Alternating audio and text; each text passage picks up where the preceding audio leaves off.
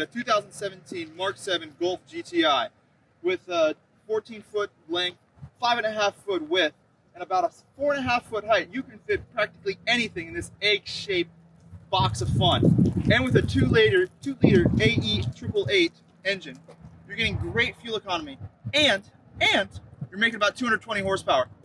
200 is coming straight from that red badge right there. The engine only makes about 20 horsepower, but that's enough for the exterior. Let's take a look at that interior. Looking at the trunk space of this car, first we got to open the thing. You take your thumb, put it at the top of the Volkswagen logo, and then push it and pull up.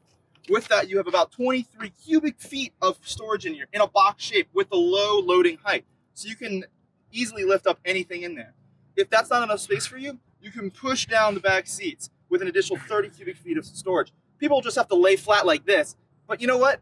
If you're tall in their stuff, that doesn't really matter. Getting into the spacious interior of the Golf GTI, you have an analog tachometer and an analog speedometer with an info screen in the middle, which is honestly my preferred setup. Looking at the steering wheel, it's leather wrapped, make that nice tactile feel, and even if you have driving gloves, they'll stick right to it.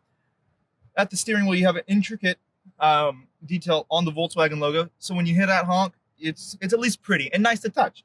Moving on the infotainment screen, you have a full Apple CarPlay or Android Auto compatible with a variety of buttons for phone, media, so on and so forth.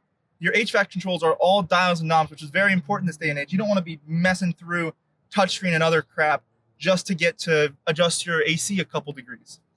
Under that, you have storage spot for your phone, your wallet, some cables, and anything else that you just want to keep out of your way. Onto the drive modes, you have your GTI stick shift, which is very important for this car. You have your mode selector, and you have your traction control on/off. Another practical thing is this does have cup holders. In America, you need your cup holders, especially for your big American coffee, which fits perfectly and securely in this select spot. Some other notable things is you have these windows that are just about like this big, but you know what? I'd rather have them than not. And then looking at the glove box, you have a spot for your CDs and an SD card in case you want to upload any music.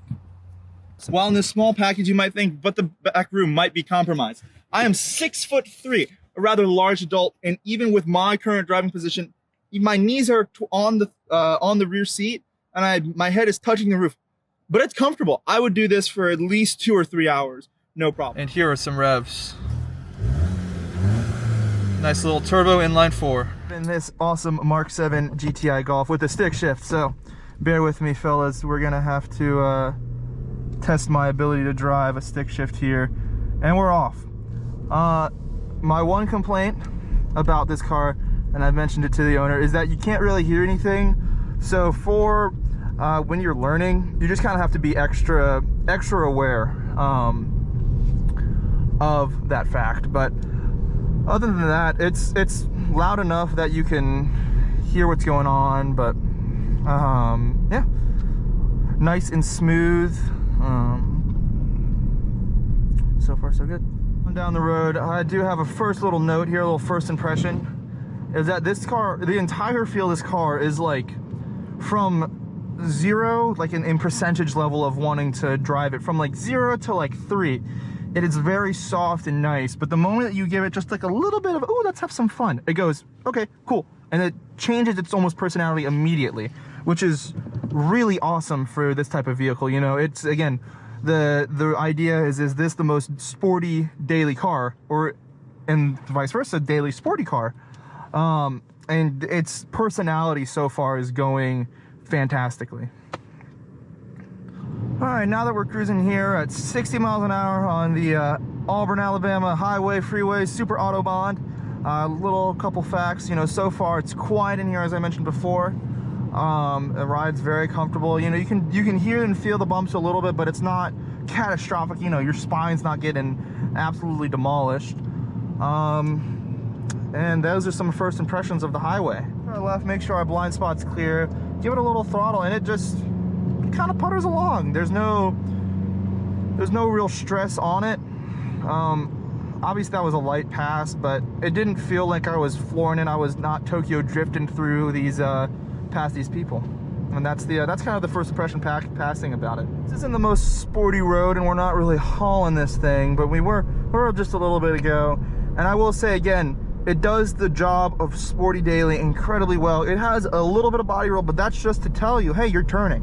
You know, because if you're in, I've driven about a Porsche or two, and they don't have any body roll. You're just sitting there like, gripping on the side of it, just like, ah. But this thing has a nice little bit of body roll to help you play with it, to help you go, oh, I'm turning, ooh. Other than that, again, the engine, once you start moving it, it does start to liven up a little bit, which is very nice.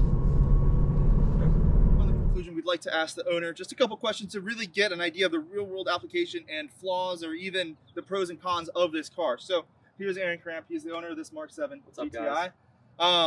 You had mentioned before helping a friend move a bunch of stuff, levels of furniture, and even loading at least 700 pounds of scuba gear and people into this car. How did you, like, what was your experience with that? Yeah, I mean, I think over the couple of years that I've had this car, I've definitely had my fair share of things that I've loaded in the back. I've had definitely like a bunch of pieces of furniture, things like that. I've had like at one point I had like almost 700 pounds of scuba gear in this car, and I mean, it handled it great. It has plenty of storage space, and even with going and putting all that payload in the back of this car, I mean, once I take all that out and I go, the back roads on a Sunday evening, it still drives great.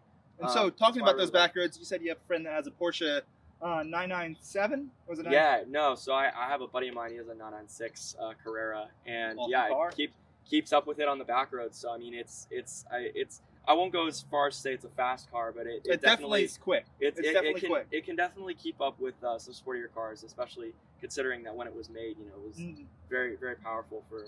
And then lastly, about maintenance, this isn't a Honda. I love Hondas here. But you were talking to me earlier, you hadn't really had any kind of maintenance aside from, just typical expendables, right? Yeah. I mean, maintenance has been pretty light on this car. There was an oil breather cap that I had to replace for like $300 a couple years ago.